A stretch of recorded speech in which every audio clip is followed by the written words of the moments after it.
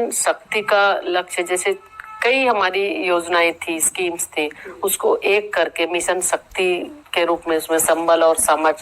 तो কেন্দ্ৰীয় মন্ত্ৰী অন্নপূৰ্ণা দেৱীৰ আজি অতিকে গুৰুত্বপূৰ্ণ আৰু প্ৰয়োজনীয় মন্তব্য লৈ আহিছোঁ। নমস্কাৰ, আপোনালোক সকলোকে নতুন এটা ভিডিঅ'লৈ আকৌ স্বাগতম জনাইছোঁ। আজি আপোনালোকৰ বাবে কেন্দ্ৰীয় শিশু কল্যাণ মন্ত্ৰী অন্নপূৰ্ণা দেৱীৰ অতিকে প্ৰয়োজনীয় আৰু গুৰুত্বপূৰ্ণ মন্তব্য লৈ আহিছোঁ। মিছন শক্তিৰ অধীনত মহিলাসকলে কি কি লাভ কৰিব আৰু অংগনবাড়ী কৰ্মীসকলৰ বাবে কি কি গুৰুত্বপূৰ্ণ আৰু প্ৰয়োজনীয় মন্তব্য দিছিল, সেই সকলোবোৰ মই আপোনালোকক শুনাম। তাৰ আগতে আপোনালোক সকলোকে এটা সৰু ৰিকুৱেষ্ট, আপোনালোকে যদি মোৰ চেনেলত প্ৰথমবাৰ আহিছে, চেনেলটো ছাবস্ক্ৰাইব কৰি কাষত থকা বেল আইকনটো বজাই লওক এনেধৰণৰ মোৰ নতুন নতুন ভিডিঅ'বোৰ পাই থাকিবৰ বাবে। আৰু ভিডিঅ'টো ভাল লাগিলে এটা লাইক আৰু শ্বেয়াৰ কৰিব নাপাহৰিব।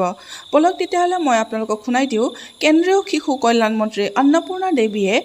অংগনবাড়ী কৰ্মী আৰু মহিলাসকলৰ বাবে কি কি কথা জনাইছিল। शक्ति का लक्ष्य, जैसे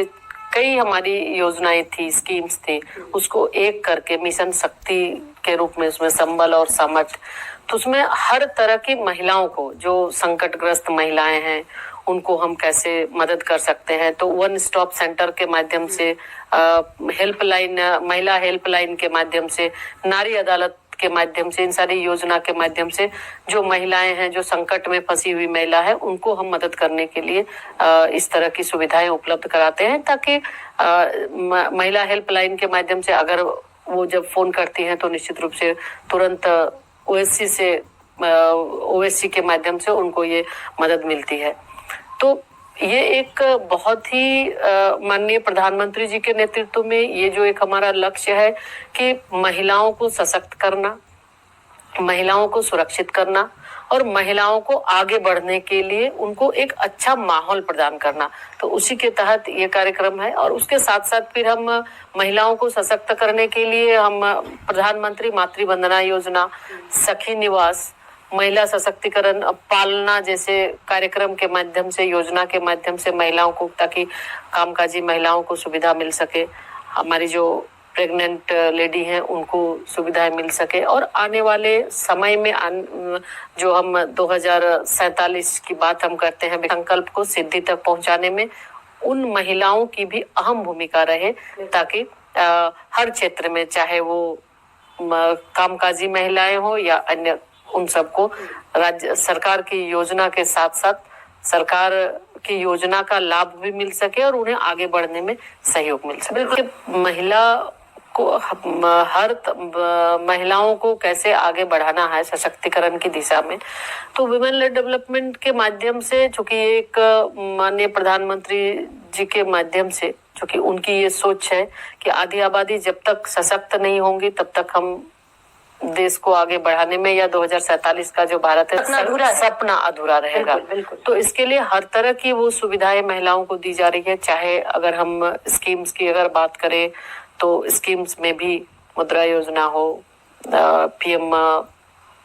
स्टार्टअप इंडिया हो, स्टैंड अप इंडिया हो, या फिर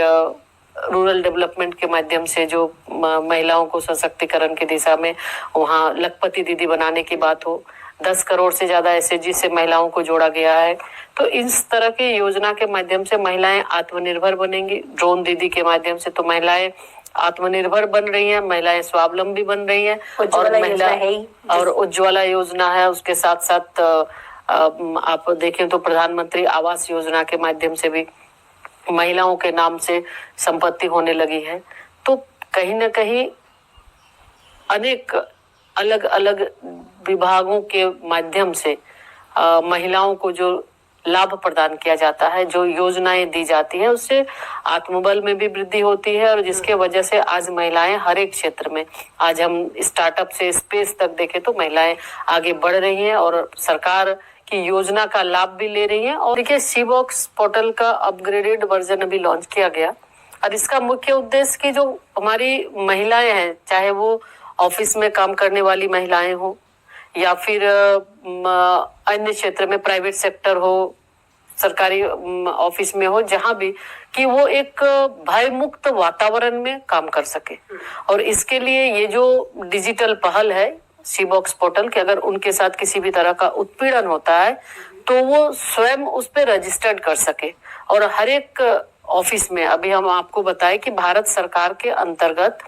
सभी ऑफिस में ऑनबोर्ड हुए हैं और उसके तहत एक इंटरनल कमिटी होती है कि किसी भी महिला अगर वहां पे अगर वो शिकायत दर्ज करती है, उनके साथ किसी भी तरह की छेड़खानी या अन्य कोई परेशानी होती है, तो उस कमेटी के द्वारा समय समय पर उस शिकायत पर वो मॉनिटरिंग करते हैं और इस तरह से मैं एक भय मुक्त वातावरण देकर, ताकि हमारी महिलाएं सुरक्षित महसूस कर सके और वो काम कर सके। तो इसी को नीचे स्तर तक, अभी राज्य में भी सभी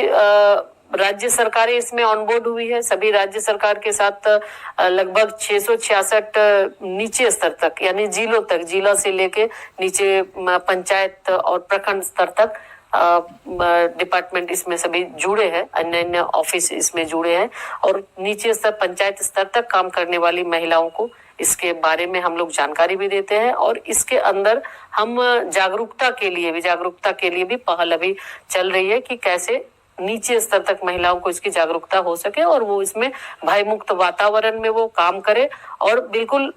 जो भी कंप्लेन करती हैं उनका वो गोपनीय रहता है। कहीं माननीय प्रधानमंत्री श्री नरेंद्र मोदी जी की डिजिटल इंडिया पहल से महिलाओं के सशक्तिकरण पर महत्वपूर्ण प्रभाव डाला और तकनीकी प्रगति और सरकारी पहलों के माध्यम से अब महिलाएं डिजिटल युग में सक्रिय भूमिका निभा रही हैं और डिजिटल साक्षरता, टेक्नोलॉजी तक उनकी पहुंच बढ़ रही है और डिजिटल माध्यम से काम करने में भी उन्हें आसानी हो रही है। वो आराम से वो इंटरनेट एक्सेस कर रही हैं और अन्य जो अभियान है, प्रधानमंत्री ग्रामीण डिजिटल साक्षरता अभियान और कॉमन सर्विस सेंटर जैसी पहल लागू हुई है, जिसके माध्यम से ग्रामीण स्तर पर लोगों को इसकी सुविधाएं मिल रही है और उसका बहुत ही आसानी से लोग इसका फायदा उठा रहे हैं और इस पहल से खास करके देखें तो बहुत परिवर्तन लोगों के जीवन में आया है। अगर हम बात करें डिपार्टमेंट की, इसी पहल की वजह से आज जो पोषण ट्रैकर हमारा है, जिसमें आप लोग को गोल्ड मेडल मिला 2024 में जी, तो पोषण ट्रैकर के माध्यम से आज कहीं ना कहीं जो आंगनवाड़ी केंद्र की हमारी वर्कर हैं, तो उनको शायद 7-8 रजिस्टर उनको भरना पड़ता था। वो बहुत टाइम टेकिंग काम था और उन्हें बच्चों को देखना है, एक तरफ ये रजिस्टर भरने हैं। तो ये जब से टेक्नोलॉजी में उनको हम टेक्नोलॉजी के साथ जब से हमने जुड़ा है, पोषण ट्रैकर यानी लगभग 12 लाख आंगनवाड़ी केंद्रों में अब तक उसकी पहुंच हुई है। उसके माध्यम से आसानी से वो डे टू डे का वो डेटा वो पोषण ट्रैकर के माध्यम से कर रही है और रजिस्टर वाला काम से वो फ्री हो गई है। तो उसके माध्यम से हमें डेटा भी मिल जाता है और हर तरह की हम अगर देखें तो वो प्रतिदिन डेटा वो अपडेट करती है और कितने हमारे जो उसमें हमारे बच्चे हैं जो बेनिफिशियरी लाभार्थी हैं, तो लाभार्थी तक हम पहुंचते हैं कितने ने। तो ये माननीय प्रधानमंत्री जी की जो सोच है, उस सोच को इसमें समाहित किया गया है और बच्चों को न सिर्फ शिक्षा में होलिस्टिक डेवलपमेंट हो, इसके लिए उनको हर तरह की शिक्षा दी जा रही है। उसमें स्किल को भी, स्कूल के साथ स्किल को भी जोड़ा गया है और हमारे बच्चों के अंदर जो भी गुण है उसके लिए भी उनको एक क्रेडिट दिया जाता है, उनको मार्क दिया जाता है। तो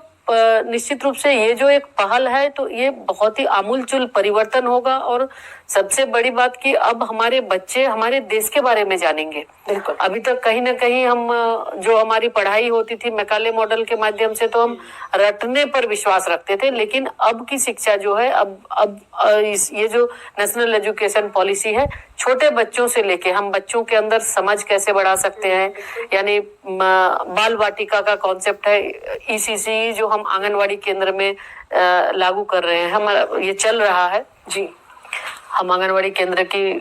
जो हमारी वर्कर है उनको ट्रेनिंग देकर बच्चों को, जब छोटे बच्चे हैं 3 साल से 6 साल के बच्चे आंगनवाड़ी केंद्र में आते हैं, तो जो राष्ट्रीय शिक्षा नीति है, नेशनल एजुकेशन पॉलिसी, उसके माध्यम से ये कहा गया है, तो उसके साथ अलाइन करके कि ताकि बच्चे से पोषण नहीं, पोषण के साथ साथ पढ़ाई भी हो,